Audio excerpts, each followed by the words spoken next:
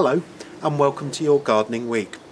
It's been pretty cold, hasn't it, over the last few weeks, and that means that a lot of winter plants have been kept in suspended animation, meaning that their flowers have been going on and on and on and giving us real joy in the garden. But one thing that's started to pop up over the last couple of weeks are the Helleborus, and they're going to take the show right the way through on into spring.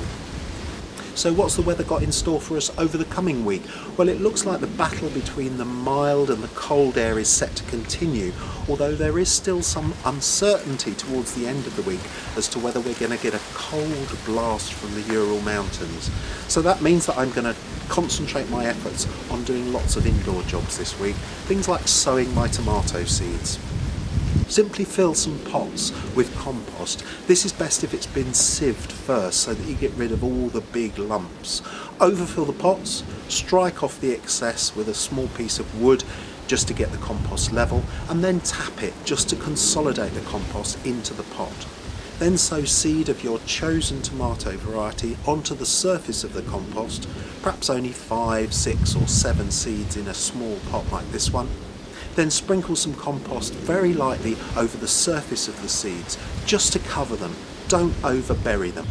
Give them a sprinkle of water, put them in a warm propagator or on a windowsill, and they should germinate in a week to 10 days time. I also like growing some begonias in my containers outside in the summer, so I'm starting some corms off nice and early so I've got good big plants to go in around May time.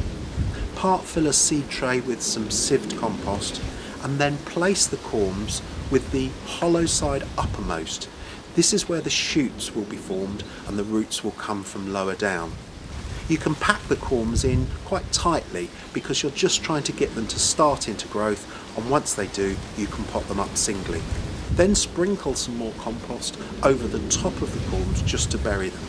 Water well and then put in a cool greenhouse, a conservatory or on a bright windowsill to start into growth. And the other job that I'm going to do this week is to make sure that I've got some delicious rhubarb nice and early. It'll be ready in about 3 to 4 weeks time.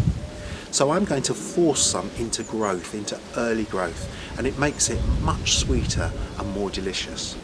Cover the clump with something, a big upturned dustbin will do, or in this case I'm using an old chimney pot, and then topping it off with an old inverted bucket.